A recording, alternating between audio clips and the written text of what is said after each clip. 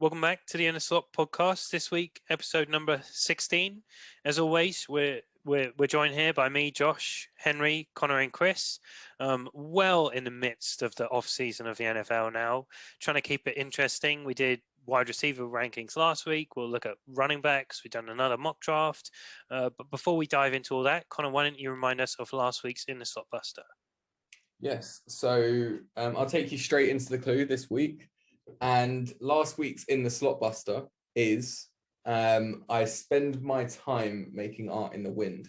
So for those who are a little bit confused by me saying that, if you are listening for the first time, essentially what I do for the guys is put on a little bit of a game show every week. And this is game week 15. We did start a week late into the series. Where essentially I pick someone from around the NFL, create a cryptic clue, and ask the guys to guess who they are, and everyone who's at home listening to guess who this person might be. So yeah, like I said, this week's clue or last week's clue was I spend my time making art in the wind. So over to you guys. Let me know your thoughts. I'm confident I got the answer, but I have one which I came to first. So I'll say that, then I'll let someone else say what the actual answer is. But I was thinking of in the wind, then I thought, art in the wind, maybe that's something to do with clouds. And I thought, that McLeod's quite a popular American surname. And then I thought of Rodney McLeod. I'm pretty confident there will be an artist somewhere called Rodney. I know that's not the correct answer. I do know the answer. I'm sure one of the guys is going to say it in a second. But I just thought I'd add that was where my thought process was initially. Love a random guess from Josh on a weekly basis. I love those. It's not this, but here's my guess. Yeah, so definitely if you have any guesses like that, do let us know in the comments. But I managed to get this one pretty quickly, I think, and I actually wrote it down this week, so I didn't forget it. I have no stalling that I need to do. How did you get on with this one, Chris? I wasn't successful in this one. I had a few ideas, but none of them were anywhere near making logical sense. So I don't have an answer.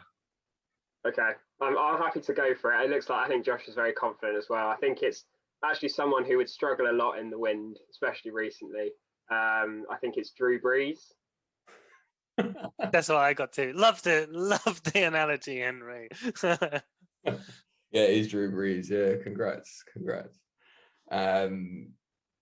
Yeah, I thought that was it was a shorter one. Who knows? We might have a longer one this week. So after you guys requested it, potentially.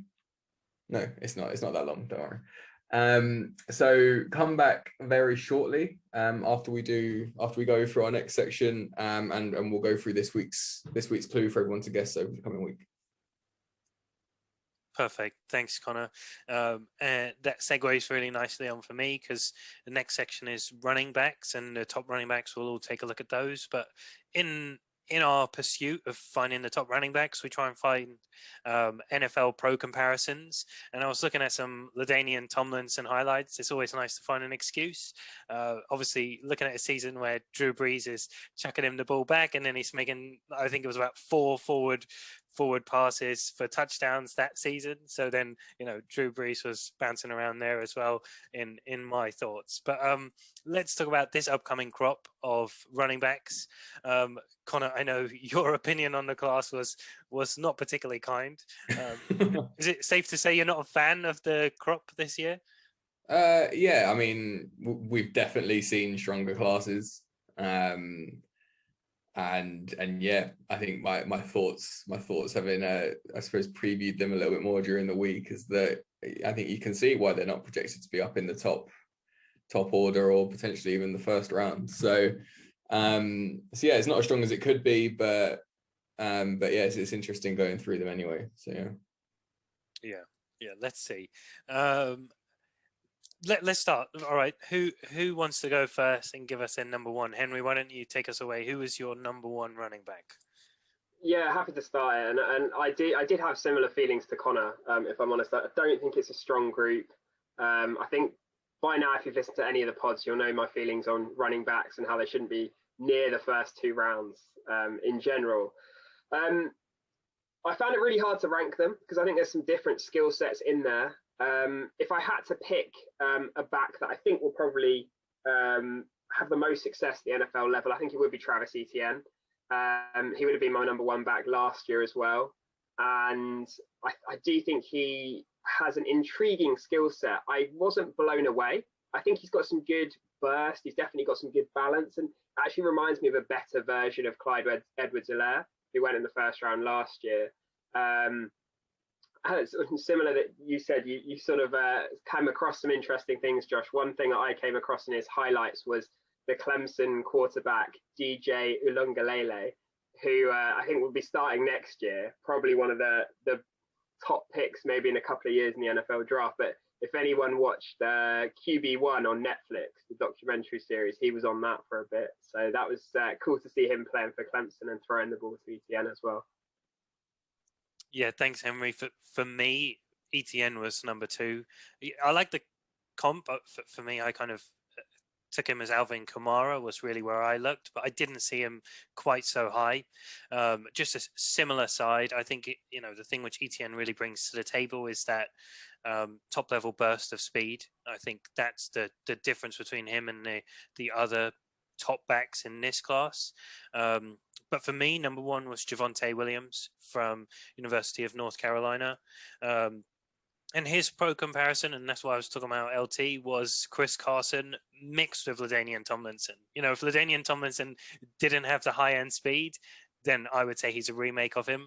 I don't think he'll have that level of success, but, there's just something about him as a runner. I think he's the best pure runner in the class. Chris, what about for you? Who did you have as your number 1 running back?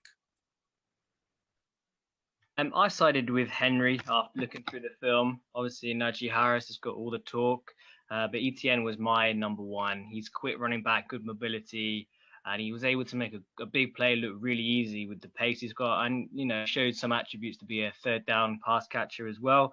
I think the main difference between him and Najee Harris for me was the athleticism from Etienne was just on another level, whereas Najee Harris is a bit more physical, and despite that, he was still athletic, but I think Etienne was a bit more explosive. So my top 3 were Etienne, Najee Harris, then Javonte Williams. I really liked his film, and he seemed so physical, but manages to break like every tackle. I was so impressed. He's not elite speed, but he's fast. And I didn't check his yards after contact, but it must be up there. And for somebody as a Steelers fan, it looks unlikely we're going to sign James Conner, and potentially this could be someone who could fit really well. Looks like he's looking being mocked to the end of the second round, so he might be there for us. Yeah, thanks, Chris. Connor, what about for you? Who's number 1 in your ranking?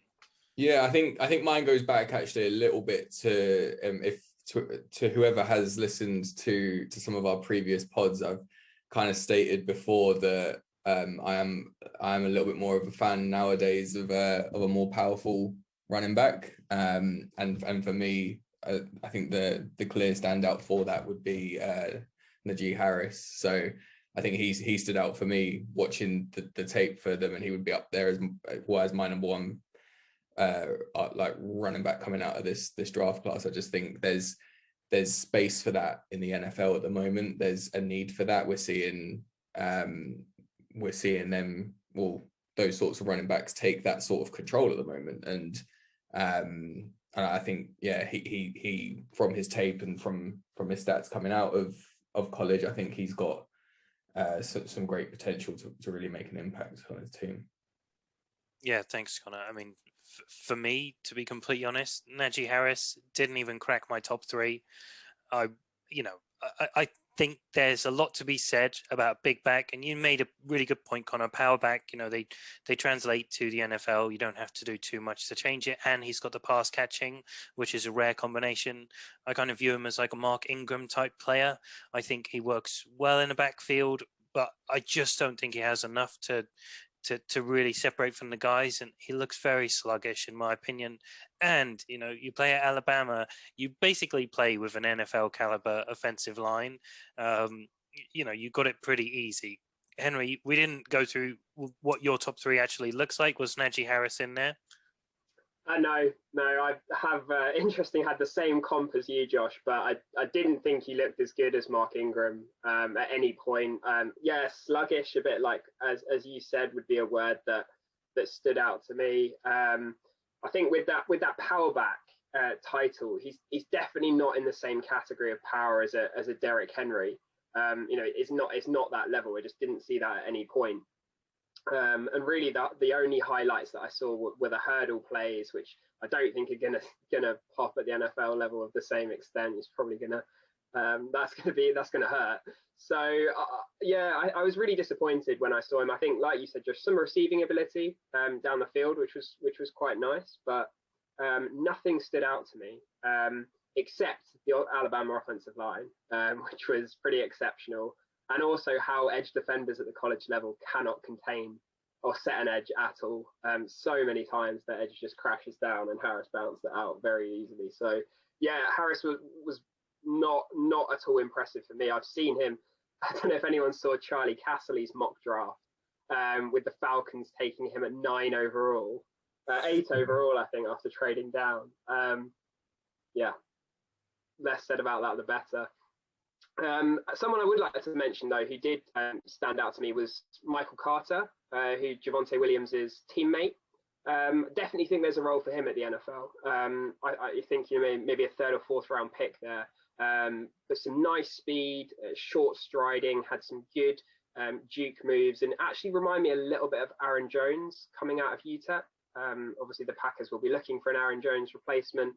Thought he was an intriguing prospect, and I did really like Javonte Williams as well. Packers have already met with him virtually. That prompted me to take a look at him, and really interesting combination. There's a sort of almost a bull rush against Florida State where he just flattens a guy, which you just don't see from Najee Harris at all. So I think some similar thoughts there. So is Michael Carter your number 3 and Javonte Williams your number 2? So this is a tricky one for me. I didn't really rank them as such because I think it really depends what you're looking for. I think it's really impossible to rank Williams and Carter. I think obviously they work nicely on the same team, but really, if you're for the Packers, if you're looking for that more scat back, third down back receiving ability, definitely a Michael Carter. If you're looking for a first and second down back, definitely Williams. They would be my top 3 of backs. But I think it really depends what you're looking for, who you go for. Yeah. And I had Michael Carter comped as Devonta Freeman, but for me, he was number 8 in my running back rankings. My number 3, who we haven't talked about yet, was Kenneth Gainwell, Memphis. Biggest knock on him from the American Conference. The standard of competition is nowhere near as high. But I just couldn't bring myself to rank him any lower than 3. He brings such versatility to the offense. He could be a wide receiver for all intents and purposes, very much a Christian McCaffrey, Alvin Kamara type player. And I just hope, he doesn't get over specified at the NFL coaching perspective. They try too hard to push people into boxes, in my opinion. But yeah, I really, really enjoyed watching Kenneth Gainwell. Obviously, for me, Najee Harris was number 4. So it was 1, Javonte Williams, 2, Travis Etienne, 3, Kenneth Gainwell, 4, Najee Harris, and 5, and this is probably the prospect who I'm the most excited about, was Chuba Hubbard. Incredible talent. He ran a 10.55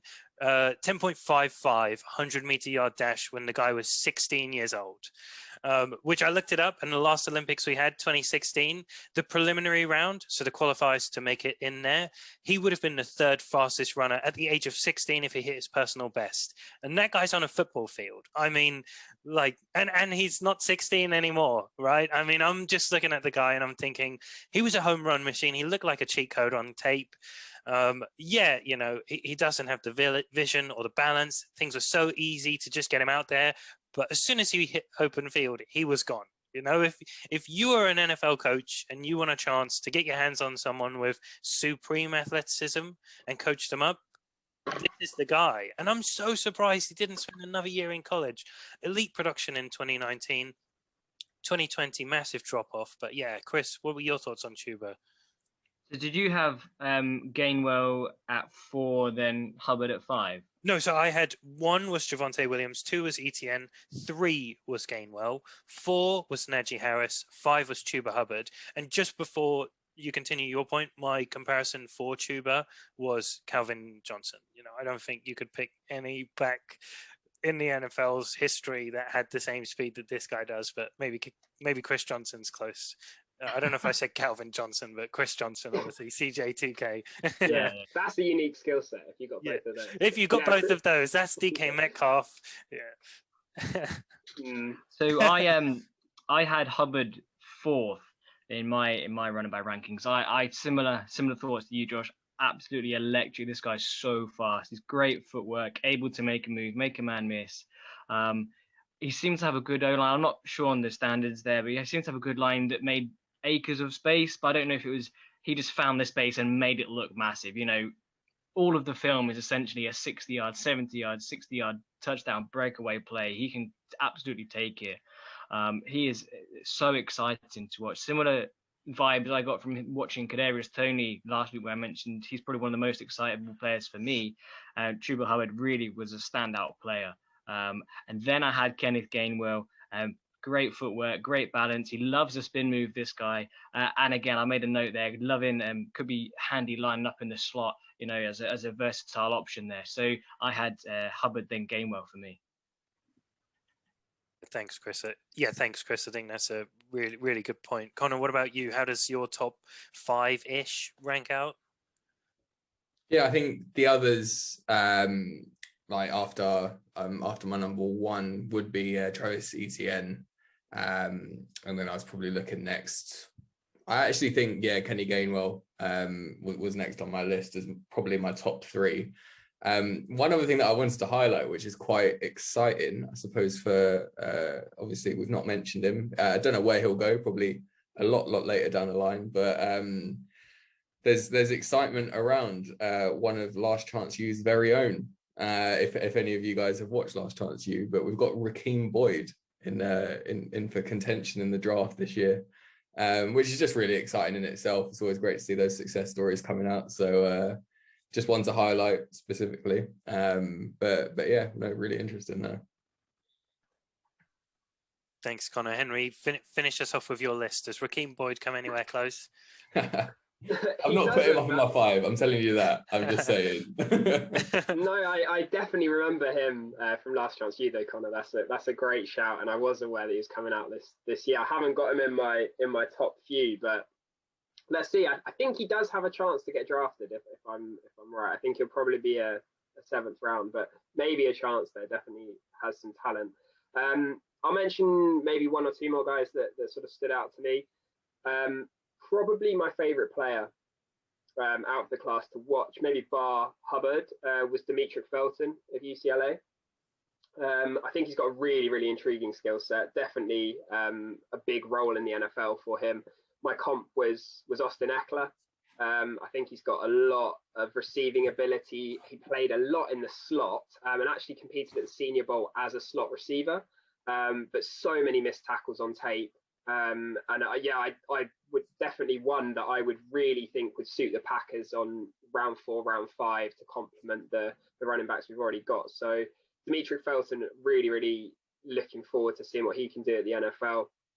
And then I've got Sermon from Ohio State, was one that I thought was an interesting player because he is such a non-elite athlete. Just didn't look physically dominant in any regard at the college level, I thought, but had really good feet, really good balance and patience, and really reminded me of Lev Bell as a high end, sort of that patience, picking your spot behind the line and then heavy running. But those were 2 for me that I'd be interested to see how they do in the NFL. Very, very different players.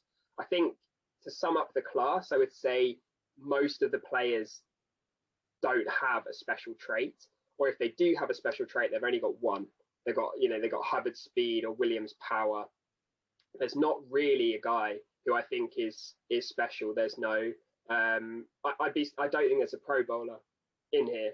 I don't think even if there was a Pro Bowler, you should draft them in the first 2 or 3 rounds. But I don't think there is one. ETN's the closest for me in terms of that.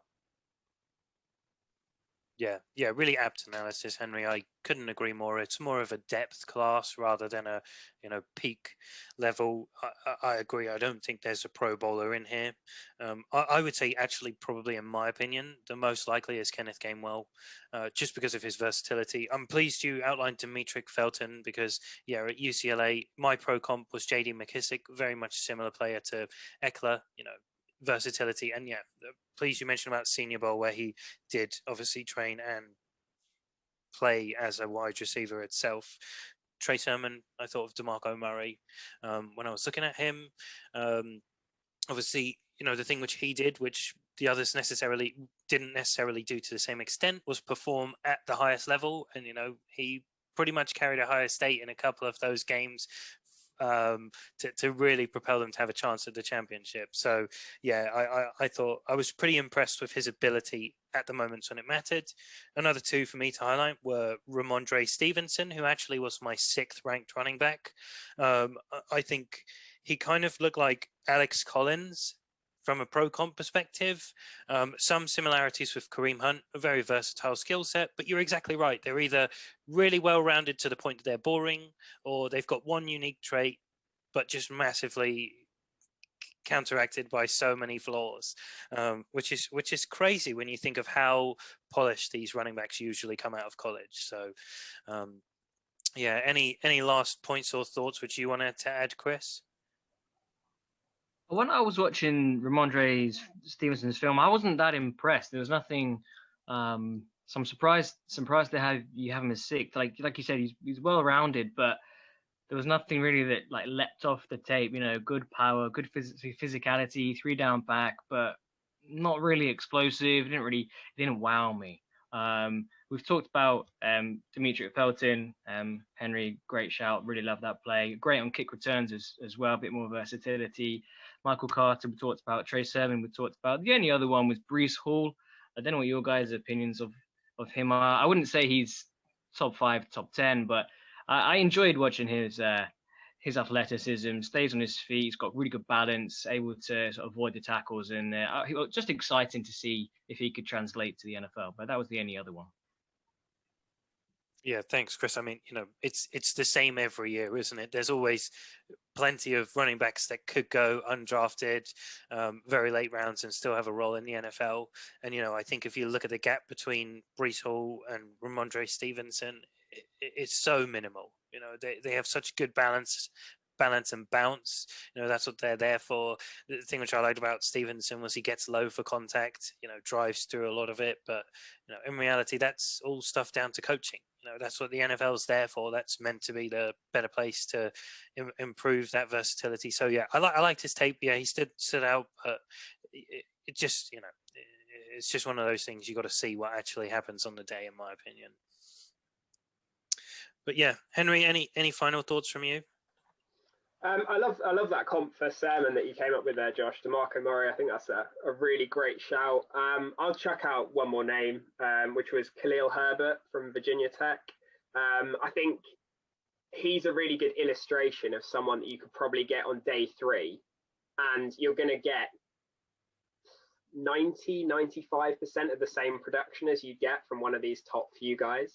And that's the nature of the running back position. They are heavily dependent on what is around them, and they're heavily dependent on their offensive line in particular. So I thought he had a decent blend of speed and power. My comp was James Robinson of the Jags, and he went undrafted, and you see he was arguably the top rookie running back this past year. So Khalil Herbert may be someone you could pick up in the 7th round or undrafted that may have a James Robinson type impact. But as I said before, I don't think any of these players are worthy of a high selection.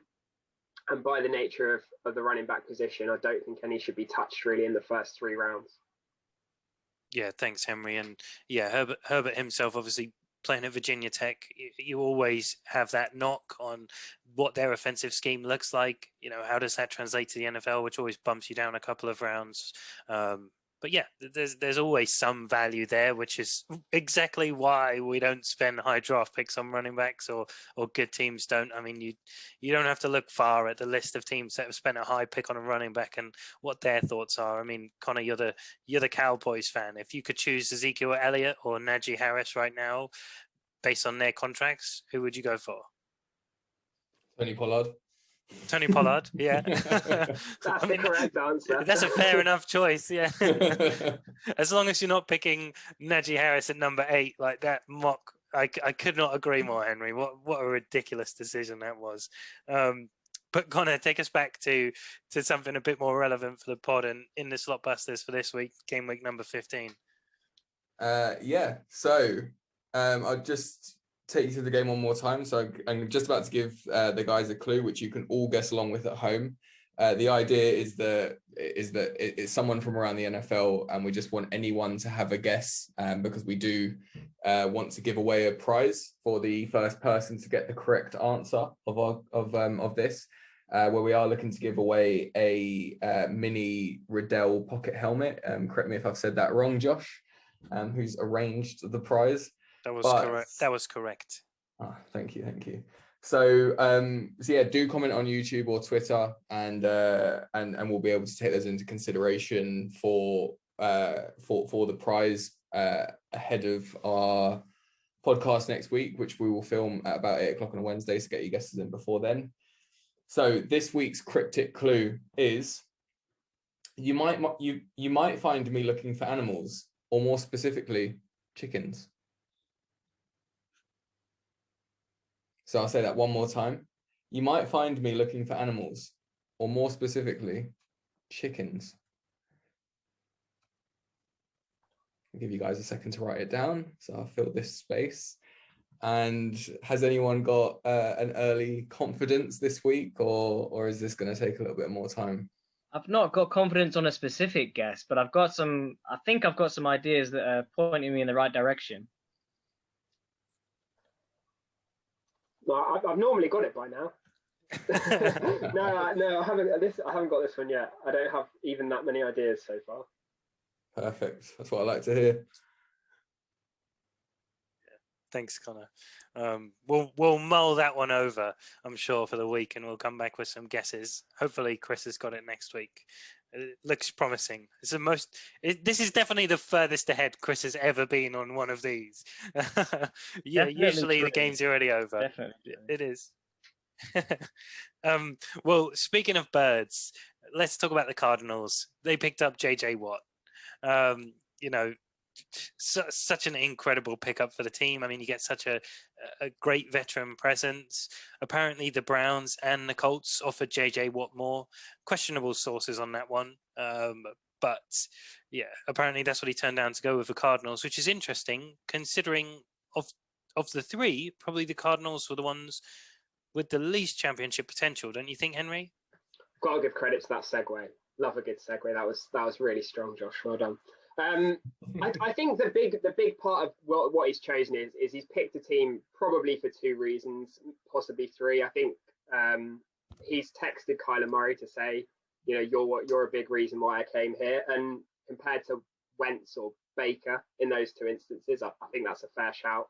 I think he sees the potential in Kyler. He hopefully sees his potential in the offense. I think the other big thing is probably Nuke Hopkins. Seems like they're pretty close. I know Nuke tweeted out a couple of weeks ago, actually, like, let's finish what we started. And I think those 2 reuniting is probably something that he's pretty excited about. I also think it's geographically, it's not too far.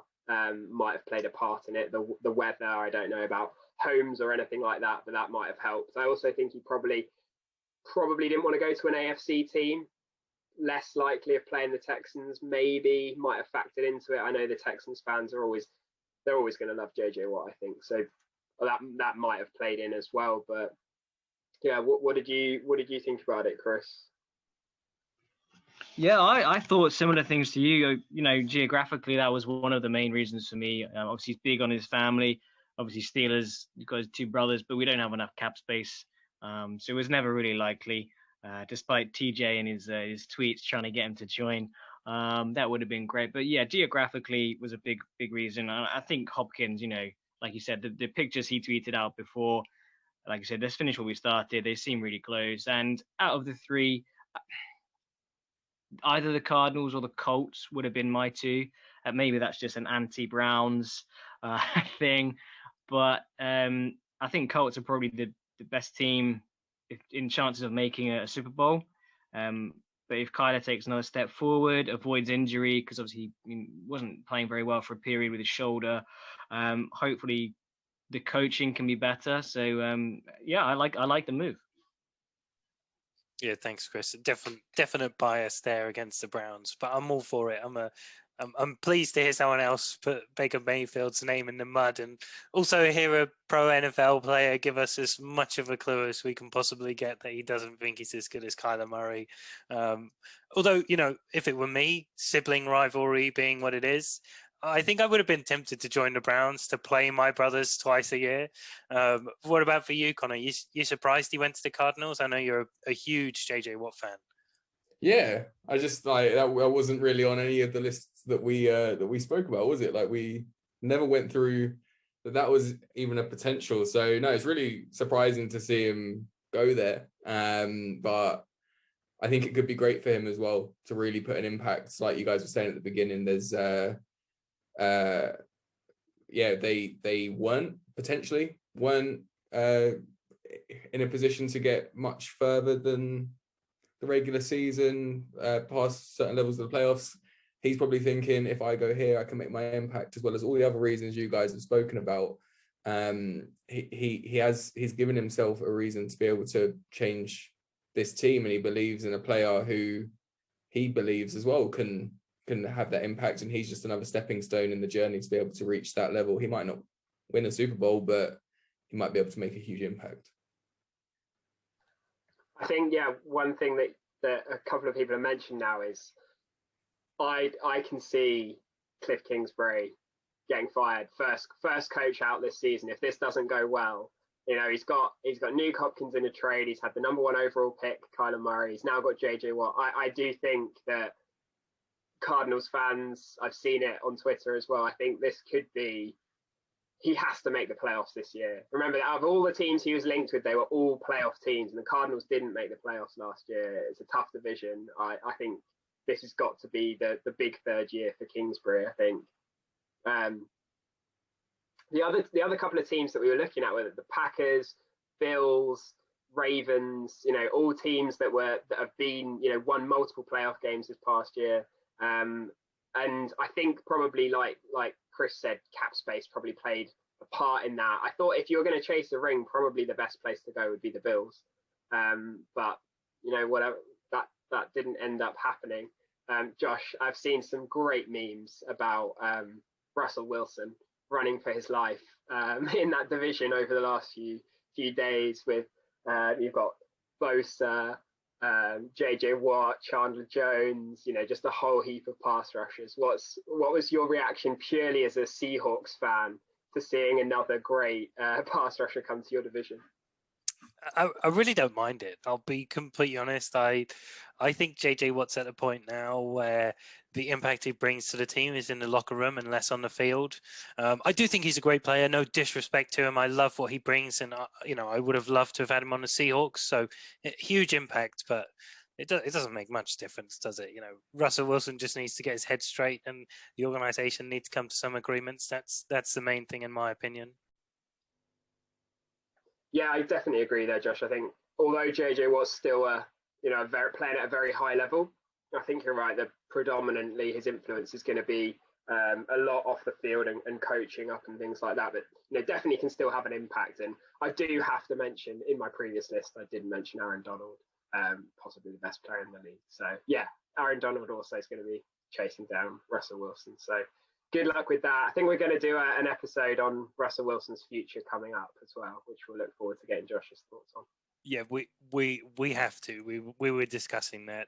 There's so much at play here with Russell Wilson. It's been the off season of quarterback moves, and yeah, probably we'll bring that to you next week. Go through my thoughts and get everyone else's thoughts on what the Seahawks and Russell Wilson do next. The only other real just Oh, sorry, go on, Connor. If you are looking to get into this podcast as well, Josh is has been a huge fan of Russell Wilson. So if you do want to listen to us slate into him a little bit and get the potential of hearing Josh very upset, and if you do want to hear that is, then that'll be the episode to subscribe in for. So hit that subscribe button. Yeah, thanks, Connor. And what you didn't know was, because we only record this as an audio file, but Connor did it perfectly and pointed to where the subscribe button would have been on the screen. So I'd like to give you some props for that, Connor. I'm pretty confident we could all rip into each other's quarterbacks. So maybe we'll take it in turns to do that. If you want to see me really upset, just dig into Dak and Zeke, and I'll be crying. So if you want to do an episode on that and get to subscribe, then click right here. Oh wait, no, you can't see it. But hit subscribe. Yeah, but we'll probably do video if Connor's going to cry on the episode. We would specially do video for that. But yeah, so look forward to those videos coming up. But the only other notable real move in the NFL this week just gone was Miami cutting Kyle Van Noy. They overpaid him as a pass rusher. Pretty confident about that. A year removed. It was a very cap easy decision to make to cut him. Saved a lot of cap room. Do you think they're clearing space for another pass rusher, Henry?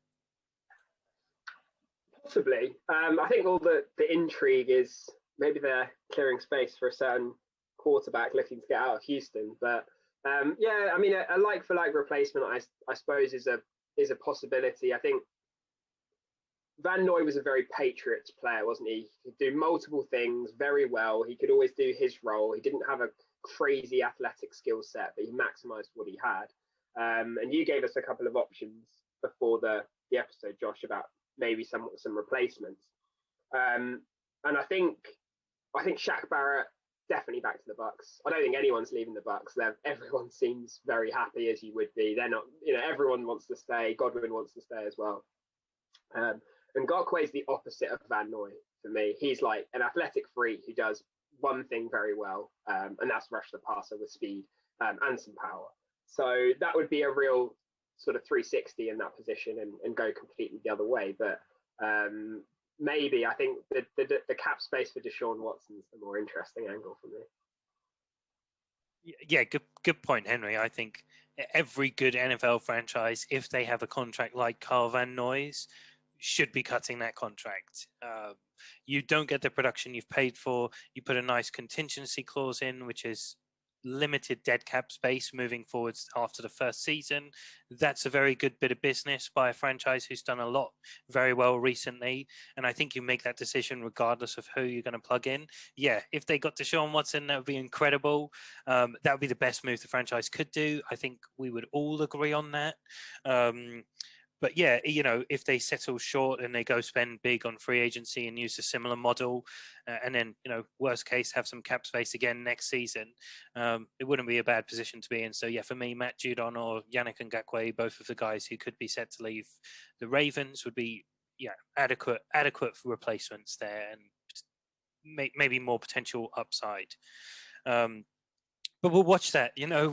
I was thinking, do we discuss Deshaun Watson again? What more is there to discuss? So it's nice to keep him there, keep him in mind. Something has to happen with the guy. I know we called off a little bit on it, and we see this horrible NFL future where he's not playing for a team next season because he hates the Texans so much. Please, just make it happen. Just send him somewhere. I don't care where at this point. Just send him somewhere. That's what we want to see, really. But Connor, why don't you remind us of this week's In the Slot Buster and leave us out on that? He's getting this prep work ready. Yes. So for one last time today, I will give you, this coming week's cryptic clue. So make sure you get your guesses in, whether that's in the YouTube comments or on Twitter. Just make sure you get a guess in, and the guys are going to be thinking about it long and hard this week as well, because I know they're struggling with this clue. So here we go. This week's cryptic clue is: you might find me looking for animals, or more specifically, chickens. So I'll leave you with that one, and I'm looking forward to hearing the answers next week.